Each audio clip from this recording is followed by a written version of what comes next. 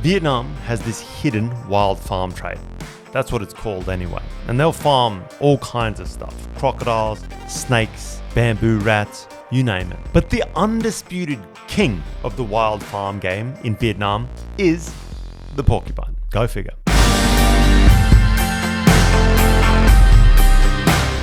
But there are more than 1,500 porcupine farms across the country. That's a lot. Row after row of just porcupines. There's something just jarring about seeing this creature farmed like this. So last year, this family sell about 27 tons of porcupine meat. What? So even for these small ones, it's 600,000 guys. That's like $25? $25. Yeah. And looking into it, it seems that these things have some kind of secret advantages that make them kind of good to farm. Whoa, what the hell? They're kind of low tech and surprisingly profitable in some unbelievable ways. Here's how it goes down. All right, and we are here with the lovely Lila, who you may remember from eating giant rats not that long ago. Right off the bat, you can tell that this village moves pretty serious volume. There's just porcupine cages stacked down the roadside, whole trucks ready to pick them up or drop them off. It's clearly the business in this town. So they just transfer like a ton of like porcupines from last night about 11 p.m. when it arrived here. We walk in and boom, there are porcupines everywhere. Like way too many for one place. Whoa, what the hell? Oh my God. That is so crazy. I don't know how you prepare for this. I don't know why it's a shock on you as coming to a porcupine farm, but there's just something weird about seeing like an entire pig pen, for lack of a better word, filled with these spiky ass, crazy looking creatures. This particular group of porcupines has actually just come here from another farm. Maybe they're sort of like juveniles coming from a starter farm or something like that. And this is really a grow-out area, but it's pretty remarkable how kind of familiar they are with the farmer already. You've got a few cages of babies boxed up, ready to go, and just row upon row of breeders, grow-out pens, just grinding out the cycle. There's something just jarring about seeing this creature farmed like this. And I'm telling you, they're like cute creatures. They're kind of inquisitive, looking up over the edges of the pens, the babies, just adorable. So this segment right here, they try to have a baby. So this is like the breeding section. Yeah, the breeding section. Yes. This guy needs 2 women, but this is because they try to save the cost in raising them. So instead of having just 1 male and 1 female, they have 1 male, 2 or 3 females. It's more cost efficient. Yes. It's a setup that keeps the peace and it gets results. Each of these females is going to pop out 2 litters each year. Một năm. So the average is about 4 of porcupines per year, but sometimes you can have up to like 6 to 8 porcupines. It's called a porcupine? Yes, porcupines. And Oh, sorry, is it porcupines? I want porcupine. Keep with that. Okay, We're going with it porcupines. now. It's not massive numbers, but as it turns out, that might be one of the few drawbacks of farming these things. The little ones are just super cute, honestly, scurrying around with their mums in little groups of 4 or 5. Guys, I think being a porcupine baby is kind of a shitty deal. This thing's trying to drink milk, it's just inadvertently getting spiked right in the face. Just 3 days old, these little guys, and yeah, tiny, cute little creatures, born with quills, apparently. For the first month to 45 days, baby porcupines stick with their mothers. They're nursing, learning how to munch on the soft stuff like veggies and roots. Alright guys, so apparently it takes a few days for these quills to kick in, and at that stage they look just like rats. It's just like, it's one of the cutest things I've ever seen actually. A quillless porcupine, who knew? I think actually there are rodents, so perhaps that's why they look so rat-like. So the mothers, they lay around, they two-ball, and they start plucking the quill out of the baby for fun, entertainment. And by the end of that period, they're already packing on weight, usually hitting the 2 to 2.5 kilo range. It's a pretty fast-growing animal. Even when they're young, these things can be dangerous. Like, listen to that sound. That sounds like a damn rattlesnake.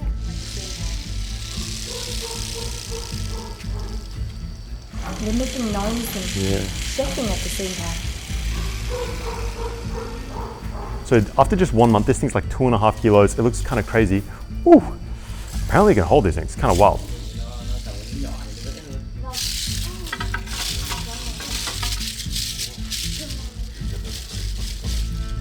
And it turns out, yeah, you can hold these things, but let's be real, it's not recommended for the obvious reasons.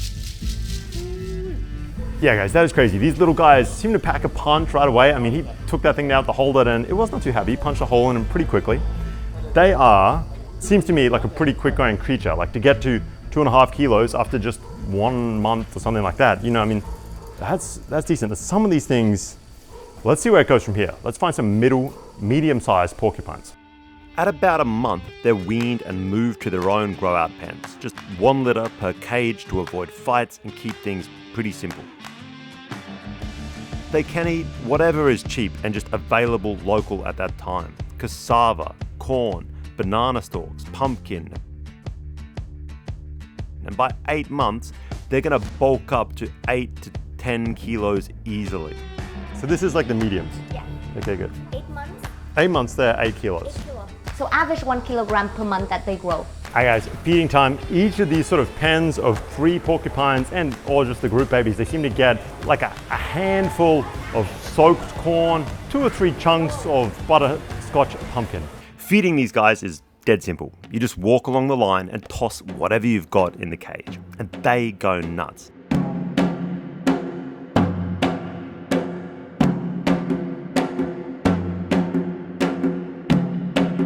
These things are like little pigs. They're fighting over chunks of pumpkin, tearing into it like it's their last meal on earth. Guys, these little things are ferocious eaters. I can't get over it. We have been filming for like maybe 5 minutes. All these pens are pretty much completely just empty now. There's a little bit of corn scattered around. The pumpkin vanished instantly. These little guys, no wonder they grow so big, so fast. They are little pigs. Crazy creatures.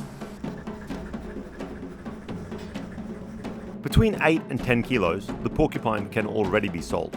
But some farmers choose to keep growing them larger just for extra profits. Sometimes they can go up to 20 kilograms. So 20 kilos is the peak? Yeah. Wow. We filmed the Laos one before, but this one is Vietnamese one, so it's smaller. And maybe it's a rodent thing. I don't know. But to be honest, nearly every porcupine farm I've ever been to has bamboo rats as well. Oh, they're so cutie. Is this not the cutest thing you've ever seen? I still don't understand how these aren't pets all around the world. So apparently these are Vietnamese bamboo rats, a lot smaller than the like monstrous Laotian Chinese variety we've seen before. These are like kind of like big hamsters, super cute. It's like they come as some kind of package deal. Notably, this farm has 2 different species of bamboo rat, which, I don't know, it's just extra cuteness. Leela, why are you always in the video with rats? I know, maybe a last life. As it turns out, there's a pretty long history of porcupine meat in Vietnam. Traditionally, it's been prized for being a sort of forest medicine of sorts, and it's been wild trapped by local hunters for centuries. But things really started to ramp up in the early 2000s, when Vietnam's post-Doi Moi boom sent rural incomes and urban appetites kind of soaring. Hanoi especially experienced this kind of wild meat craze that took hold. It was this coming together of traditional beliefs around health and strength benefits of forest game, colliding with the rise of disposable income and the growth of urban populations. And it both punished wild numbers, but it also caused this explosion of porcupine farms. And by the mid-2000s, the industry was in pretty full swing. Provincial surveys from Son La, where we're shooting today, had registered 67 farms way back in 2008. And let me tell you, nobody registers anything around here. And it really took hold. By 2014, the census found that there were more than 1,530 farms holding approximately 25,000 porcupines nationwide. And that's more than any other captive mammal in what's called the wild farm industry here. And although it at first seems odd, it does start to quickly make sense. Vietnamese people like exotic meats, but porcupine just kind of seems to make sense from an economic standpoint. Porcupine lands in this perfect cultural sweet spot. It's not taboo like a rat, and it's not too pet-like like a rabbit or a guinea pig. They're in a sort of Goldilocks zone of rodent farming. They're not too gross, and they're not too cute. They're just wild enough and crazy looking to feel premium. And it turns out they are efficient. these things get huge, up to 16, 17 kilos. The infrastructure is cheap. It's just concrete pens, a roof, and that's pretty much all you need. And they're going to give you not just meat, but quills too. That's a big part of the business. And so how do they harvest the quills? When they harvest the quills, it doesn't kill the animal or it doesn't hurt them? Những con nhím mà chữa thì mình tránh, mình không nhổ. Vâng. Thế còn tất cả những con khác thì nhổ đi là tốt. Nhổ đi sau mỗi một lần nhổ lông thì nó lại béo lên 1-2 cân. Và nó lớn hơn, hiệu quả hơn. Wow. Cái thịt nhím mà gọi là thịt lọc mà tính theo ký thì là 550.000 một ký. The meat, the fillet one is only 550,000 VND. Really? So this one is like over double price compared to the meat. That's crazy. So is the business more about the meat or more about the quills? It's about the quills. They get sold off separately to use in crafts and traditional medicines. So it's multiple income streams, and it's from one animal, and it fits neatly into the land that people already have. But none of this matters if they don't taste good. Let's see how that goes down. And since this is ostensibly a food show, it's time to pick out one of these unlucky dudes for the dinner table. With a bit of rattling and fuss, one of the smaller porcupines gets funneled into a cage.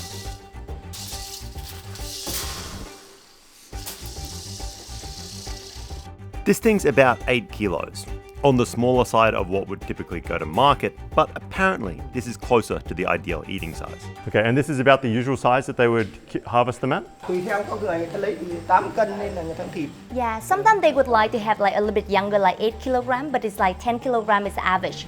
Okay, cool, let's do it. This little fella behind us is now a lunch. We're waiting for the fire to heat up. I'm not sure why fire is involved in this slaughter, but I guess we find out together. First, the porcupine is bled out. These guys are pretty tough. That was not the smoothest of executions. Then it gets dipped in boiling water to just loosen everything up, especially those quills. From here, it can just be plucked by hand. That boiling water really does its job, and the quills, they pretty much just slide right out. Yeah, this porcupine's just getting plucked really easily. Once they're down to the finer quills, out come the knives. The farmers grab a cleaver and just start shaving whatever's left. And it's kind of an odd looking animal at this point. It sort of looks maybe like a duck or a chicken more than a sort of mammal, I guess. Like all those quills, I know that they're technically hair, but yeah, it just gives it kind of that bird-like appearance on the skin. And those quills, they're not tossed. They're actually a big part of this business model. They're going to soak the quills in the dishwasher soap for 30 minutes to remove the smell before they drying them and saucing them. Oh my God, that's so many quills. These things sell for 400,000 a kilo? No, it's way more than that. How much? The longest one, the one is from 15 centimeter up, and then the perfect size, so both needles still keep in shape. It's about 1.2 million VND, so it's roughly $50 US. That's crazy. Thì hiện tại là mình đang cung cấp sang bên Trung Quốc. Vâng. Và đi thẳng được sang bên đấy luôn đấy. Về là người ta làm phao câu với lại lồng chim, với lại trang trí gọi là tiểu cảnh. Vâng. Còn những cái lông nhỏ thì là người ta nghiền ra làm thuốc.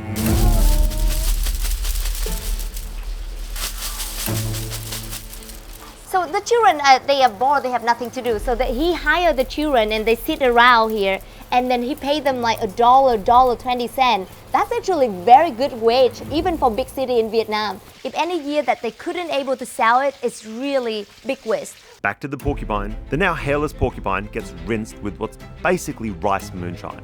Strong, cheap, and effective. Then it's blowtorched for good measure.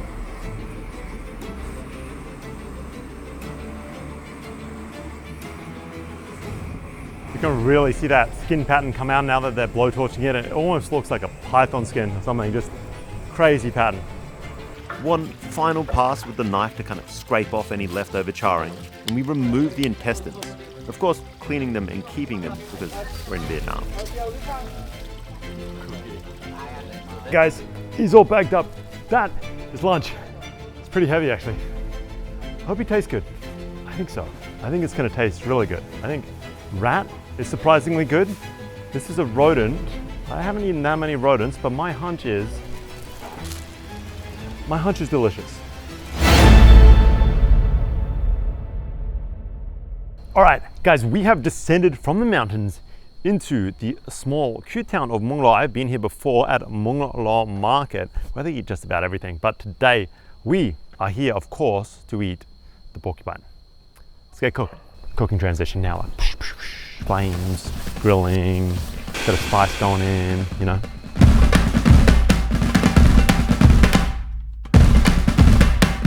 Once in the kitchen, the porcupine gets broken down fast.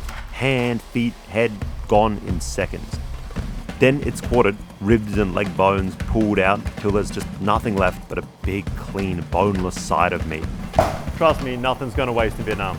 And the intestines, they're gonna get just machine gun chopped up to bits until they're basically a paste. This liver, the intestines, and the bile sac will be the base of a soup. Trong đời anh nấu bao nhiêu con nhím rồi, làm thịt bao nhiêu con nhím rồi? Gần trăm. Almost 100. Almost 100 porcupine. And now it's marinade time.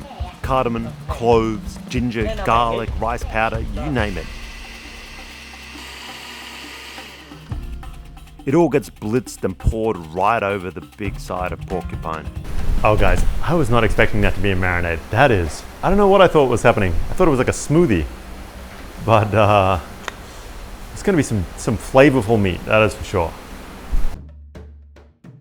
And marinade on, this side of porcupine hits a scorching grill. All that's left to do is wait. Let the smoke do its thing.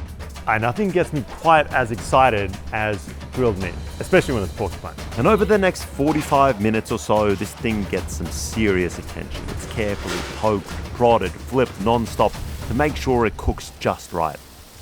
And there it is, done, dusted. It gets sliced into chopstick-friendly pieces and laid out on a bed of herbs. I think side of porcupine is gonna be amazing. The soup with the intestines and stuff, I don't know. I've learned to be wary of that kind of thing. The soup itself kicks off with those machine-gunned intestines, liver and bile just hitting a pan. It gets thrown in there with diced galang-lang and onion, some herbs and chilies, a little bit of water, and we're in business. Simple.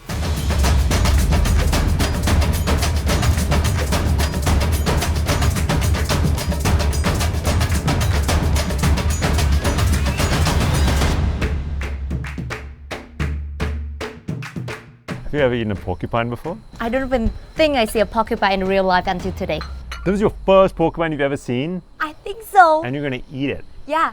I thought all Vietnamese people ate porcupines. I think it's quite exotic. So, I mean, you had to have a special occasion or you know someone. Right. Yeah. I think let's go straight for the good stuff, right? Yeah. I mean, that looks like a pretty, oh, what? Look at that, you can see the quill-shaped fat underneath. That is insane.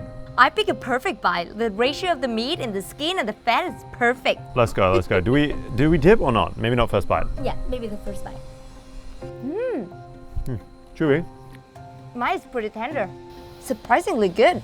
God, mine is so fatty. I think the craziest bit is the crackling. Like it legit has like a pork-like crackling to it. Just, yeah, unusual. And I think the marinated works so well with the meat. Let's go one more bite. I want to try and get a bit more of like an animal comparison. TBH, the skin actually tastes a bit like fish skin. And then you have that, the lean part, it tastes like pork. So I'm so confusing. I'm like, it tastes like fish skin with the pork flavor and the pork texture. Yeah, it is a really odd animal, like all these things kind of coming together. But flavor-wise, everything is there. That's really good. So this is a fermented soybean, local Vietnamese miso. Huh. Can you smell that? It smells really good. Yeah, the smell is very distinctive. Oh, that is so good. Like light, fragrant, herbal. Salty, rich, yeah. Honestly, porcupine, I co-sign, great stuff. I think that like cellular fat might be the only bit that is off-putting to me, and that might just be the visuals. Everything else, I'm so down. All right, let's try some of this wacky soup. So Layla, now for the like semi-challenging bit, I think, apparently, we've already been sort of forewarned by the chef, a little bit better. But you told him, authentic way. Yeah, his offer is actually too bitter for us, and he's like, let's do it less. And I'm like, no, do the local way. All right, so this is like the authentic, maybe like Thai people recipe for Bitter stomach. soup. Bitter Bitter soup. soup. It's everything. It's liver, it's kidney, it's the stomach. even gallbladder as The well. gallbladder, and that's where a lot of that bitterness comes from. Yeah. All right, let's go for it. And I've eaten some shit, guys. Bile is like, that's up there with some of the harder stuff. Gonna try some. Oh, that is bitter. That is so bitter. Wow, that's like sour, bitter. Oh, Wow. It's getting better as you chew it.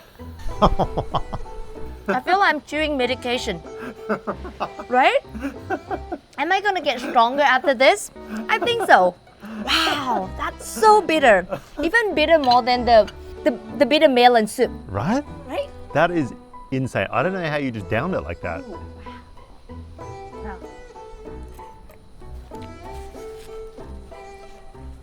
Oh yeah. Oh man, I almost can't do it. There's just something about bile. Oh, Actually, the bitterness actually come from the leaf that they use because they didn't put a lot of bio in there. so you think mainly? Mainly from the leaf. I will tell you that has a very gallbladder-like taste. Yeah, let's have a sip. Why not? Yo. Yo.